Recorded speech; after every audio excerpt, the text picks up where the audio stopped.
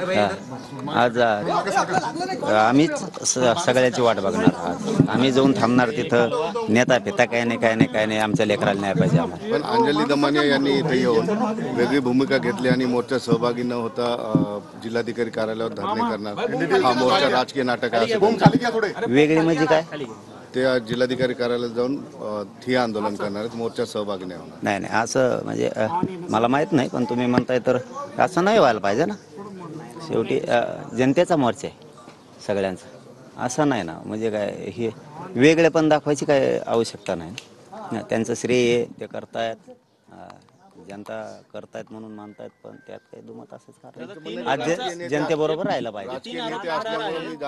राजकीय नेत्याचा फेत्याचा काय संबंध आहे? जनतेचा मोर्चा जिल्ह्यातल्या सगळे सहभागी व्हायलेत, आम्ही पण व्हायलो. आम्ही सुद्धा कधी येत नाहीत मग यांच्यात, आम्ही कधीच येत नाही त्यांचा मृत्यू झाल्याचा दावा ते करता आहेत. त्यांना कोणाला तरी फोन नाही, ते काय माहित नाही आपल्याला. झालाय का नाही झालाय सांगतील ना, कोण झालाय नाही झाला.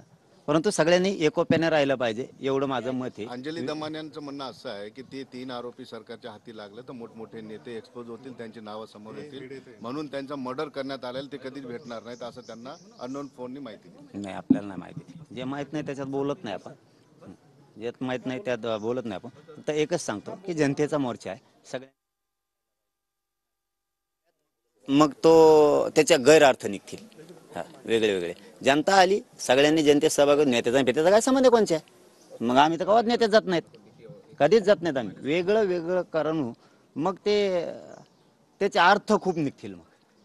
आणि ते त्या समजदार आहेत तेवढ्या. मोर्चानंतर खरंच न्याय मिळेल अशी अपेक्षा तुम्हाला आहे का? आणि पुढची दिशा काय असणार? आम्ही हटणार नाहीत ना, हटणार नाही. न्याय मिळेपर्यंत आम्ही हटणार नाहीत, कसलंच हटणार नाहीत.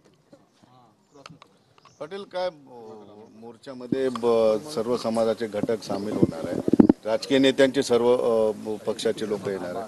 तुम्हाला असं वाटतंय सरकारवर हा एक दबाव निर्माण करणं गरजेचं आहे? मग ते सरकारच कसलं? एवढी जनता जर आक्रोशानं रस्त्यावरती येते आणि ते जर भावनाच जाणून घेणार नसले, आक्रोश जाणून घेणार, मग सरकारच कसलं आहे? मग तर ते गुंडगिरी आणि मोठमोठ्याल्या साखळ्या चालवायच्या, वसुली करायची का काय? निवडणुकीतले खर्च झालाय तिची.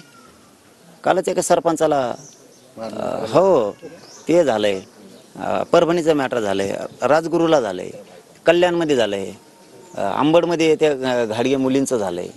मग तर हे चैन उभा करायला का काय सरकार? आरोपींना डांबण्याऐवजी पैसे वसूल करायला काय? निवडणुकीत खर्च झालेले लोकांचे लेकराचे मुर्दे पाडून. या घटनेच्या नंतर सरकारमधून मराठा आरक्षण दाबण्याचा प्रयत्न दिसतोय का? हे बी मॅटर कोणाच्या बापाला दबत नसतं, ते बी नाही. दोन्ही बी नाही. ते एवढं सोपं नाही. त्या भानगडीत पडू नये आशा आहे मुख्यमंत्र्यांकडून. अपेक्षा पण आहे की ताबडतोब धरतील. मागचे बी कोण येतं, मोठाले लहानाले मंत्री आमदार फामदार कोणी असले ते स्वतः घेतील, यापेक्षा रोष नाही परवडणार. ते आता राज्यभर लोन पसरणार आहे उद्यापासून. बघा, आपण तर त्यांच्याबद्दल आजच मागणी केली, सकाळी पण केली. त्यांचे आरोपी सगळेच आरोपी, मग धाराशिवचे असतील, ते उरणमध्ये मॅटर झालंय, राजगुरूमधले असतील, परभणीचे पण आहेत. अंबडच्या एका मुलीनं आत्महत्या केली, दुसऱ्या मुलीची रात्री छेडछाड झाली अंबडमध्ये. हे सगळेच आरोपी तातडीनं मुख्यमंत्र्यांनी पकडले पाहिजेत, सांगितलं पाहिजे. कारण लोक त्यांचे आहेत काम करणारे पोलीस अधिकारी, त्यामुळे त्यांनी सांगितलं पाहिजे. नसता न्याय घ्यायला आणि तपासाला मग जनतेला पुढे व्हावं लागतं. राज्यभरात अशा घटना घडतायत, कोण नेमकं या पाठीमागे जबाबदार कोण आहे? सरकारने थांबवलं पाहिजे, सगळे मुख्यमंत्र्यांनी थांबवलं पाहिजे. कारण लयच कसले बी गल्ली बोळातले कसले बी चट्ट्या पट्ट्याच्या चड्या घालणारे बी पळायला लागलेत आता गुंड म्हणून. हे सरकार आल्यापासून कसले बी चेडीवर इन केलेले ते वेगळेच आहेत. ती यांनी नाही न्याय दिला तर लोक स्वतःच न्याय घेणार आहेत. 25 तारखेपासून दादा तुम्ही आंदोलनाची भूमिका केलेली आहे, काय यामध्ये या देखील घटनेचा? ते 25 जानेवारीचा उपोषणाचा विषय, ते हा वेगळा विषय. आज आमचे खूप दुःखाचा विषय. धनंजय मुंडेंच्या राजीनाम्याची मागणी होती.